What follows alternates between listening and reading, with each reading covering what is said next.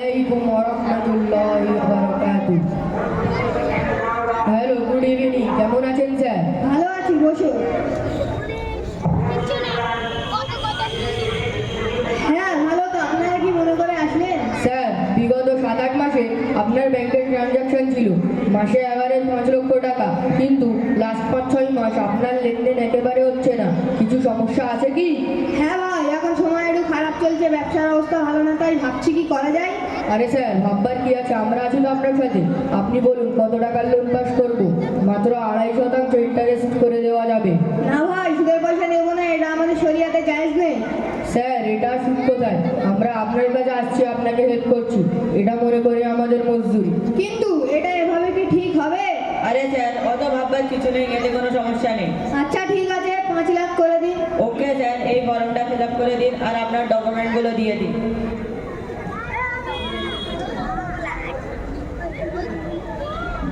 তাহলে আমরা আসছি স্যার।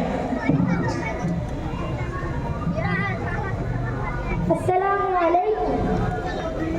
ওয়ালাইকুম আসসালাম। বাবা, ব্যাংকের লোক কেন এসেছিল?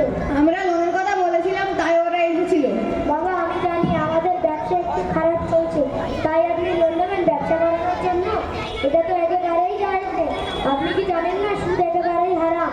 আল্লাহ তাআলা সূরা বাকারার আয়াত নম্বর 275 বর্ণনা করেছেন, ওয়া আহাল্লাল্লাহুল বাই'a ওয়া হারামার রিবা, অর্থাৎ আল্লাহ তাআলা ব্যবসাকে হালাল করেছে আর সুদকে হারাম করেছে।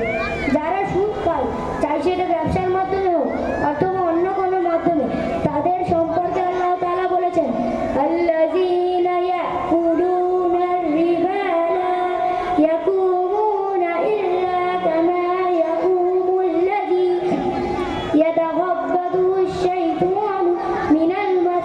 এরা কিয়ামতের দিবসে এমন অবস্থায় আসবে যেমন শয়তান এদেরকে ছুঁয়ে পাগল করে দিয়েছে। তাছাড়া ব্যবসা একটি বরকতময় কাজ, এখানে লাভ লোকসান থাকবেই। তার জন্য মানুষকে ধোঁকা দেওয়া, যেমন এক স্যাম্পল দেখিয়ে অন্য মাল দেওয়া, ভালো কাপড় দেখিয়ে খারাপ কাপড় দেওয়া, কম দেওয়া ইত্যাদি অনেক বিষয় আছে যেগুলো ব্যবসার মধ্যে হারাম বলা হয়েছে। তারপরে যারা আমানতদারের সাথে ব্যবসা করবে তাদের সম্পর্কে হাদিসের মধ্যে অনেক ফজিলত বর্ণনা করা হয়েছে। রাসূল সাল্লাল্লাহু আলাইহি ওয়াসাল্লাম বলেন, সত্যবাদী আমানতদার ব্যবসায়ী কিয়ামতের দিন নবী, সিদ্দিক এবং শহীদদের সাথে থাকবে।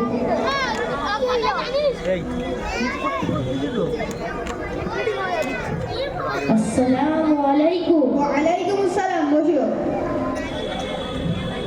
আচ্ছা জি, বড়দা নেই? হ্যাঁ আছে, তোমরা বসো, আমি ডেকে দিচ্ছি।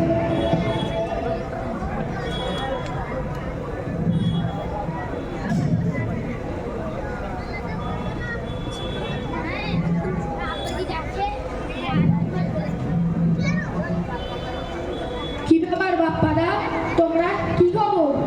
হ্যাঁ, তুমি সবাই জানো তো, আবার বলতে হবে? এই রমজান কাছে এসে গেছে।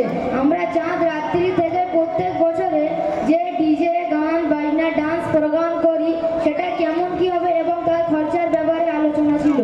দেখো, এবছর ব্যবসার পরিস্থিতি ভালো না, তেমন কিছু দিতে পারবো না। আচ্ছা, জাকাত ফান্ডে যেটা দিই সেটা কিছু দিয়ে দেবো। আচ্ছা ঠিক আছে, এবারে না হয় জাকাতের পয়সা থেকে প্রোগ্রাম করা হবে। আমরা আসি তাহলে।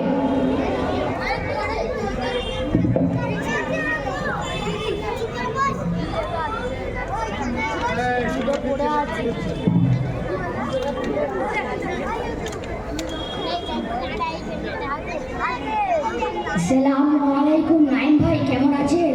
আলহামদুলিল্লাহ। বলুন কি ব্যাপার, বসুন। আমরা ভাবছিলাম রাস্তার ধারে কিছু টয়লেট তৈরি করার জন্য, যাতে চলিত মানুষের সহযোগিতা হতে পারে। যা আমাদের জাকাত ফান্ড আছে তাতে টাকা কম আছে, যদি আপনি কিছু দিতেন তাহলে কাজটা হয়ে যেত। ঠিক আছে, আমি জাকাতের যেটা দেয় সেটা দেবো। আরেকটা বিষয় ছিল, আমাদের পাড়ায় একটি হিন্দু পরিবার থাকে, আপনি তো জানেন তাদের পরিস্থিতি খুবই খারাপ। যদি জাকাত ফান্ড থেকে তার কিছু সহযোগিতা করতে পারতাম তাহলে তার কিছুটা উপকার হতো। আচ্ছা, ওর জন্য 10,000 দিয়ে দেবো। আমি জাকাতের পয়সা তো এইসব কাজের জন্যই তো রেখেছি।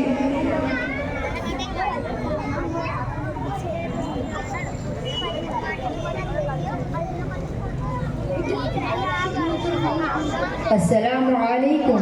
ওয়ালাইকুম আসসালাম, বসুন। নাইম সাহেব, আমি অমুক মাদ্রাসা থেকে এসেছি। মাদ্রাসার ছাদ ঢালাই আছে, একটু খেয়াল করবেন। এত মাদ্রাসা হয়ে গেছে, কটা মাদ্রাসাকে দেব?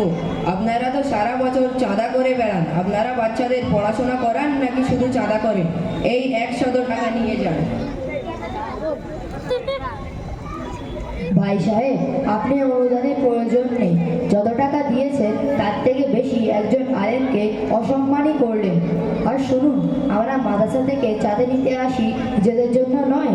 আমরা চাইলে আপনাদের মতো বাজারে গিয়ে কোনো দোকান খুলে বসতে পারতাম, কিন্তু আমরা জাতির গরিব বাচ্চা যাদেরকে জাতির সচ্ছল ও জ্ঞানী কোনো প্রাধান্য দেয় না, তাদের শিক্ষার কোনো ব্যবস্থা করে না, তাদের জন্য চাঁদা নিতে আসি, যাতে আমাদের জাতির বাচ্চারা দিন শিখে যায়, আল্লাহ রসুলকে চিনতে পারে এবং পরবর্তীতে আবার সমাজের খিদমত করতে পারে।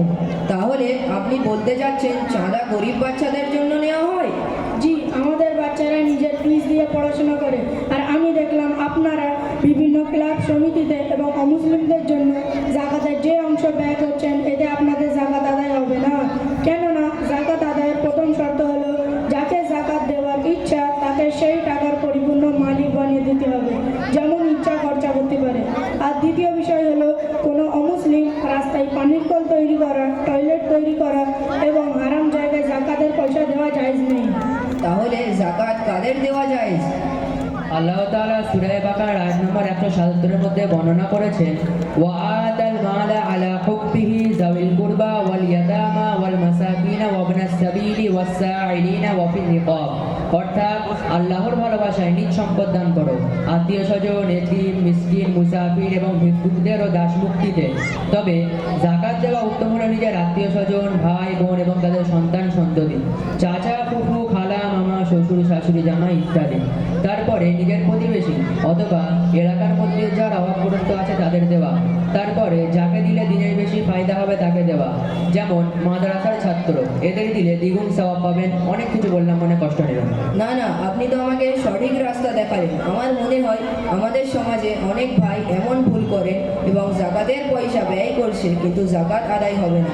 আবার আমরা অনেকে এমন আছি জাকাতের হিসাব করি না, অথবা হিসাব তো করি কিন্তু পরিপূর্ণ আদায় করি না, বরং কিছু কাপড় কিনে বিলি করে দিলাম আর তাতেই খুশি হয়ে থাকি যে আমি জাকাত আদায় করে দিয়েছি। এখানে একটা কথা আরো বলে দিই, আপনার জাকাত যত পরিমাণ হচ্ছে সম্পূর্ণ আদায় করা আবশ্যক। চাই আপনি পয়সা দেন অথবা কোনো কাপড় কিনে বন্টন করেন, তবে পয়সা দেওয়া উত্তম। কেননা জাকাত দেওয়ার মূল কারণ হলো মানুষের প্রয়োজন মেটানো। খাবার বা কাপড় কিনে দিলে প্রয়োজনের কিছু অংশ পুরো, যেটা তার জন্য যথেষ্ট নয়, বরং পয়সা দিলে তাদের অন্যান্য প্রয়োজন তারা সহজেই পূরণ করে নিতে পারবে, যেমন ওষুধ, বাচ্চাদের দুধ, রেশন ইত্যাদি। হুজুর, আপনার অনেক ধন্যবাদ। এখন অনেক গুরুত্বপূর্ণ মাসলা আপনি বললেন এবং আপনারা আমাদের বাচ্চাদের শিক্ষা দিচ্ছেন। আমার আপনাদের কৃতজ্ঞ এবং আমাদের প্রত্যেক ওই সমস্ত প্রয়োজনীয় মাসলা মাসাইল শেখা ও জানা প্রয়োজন।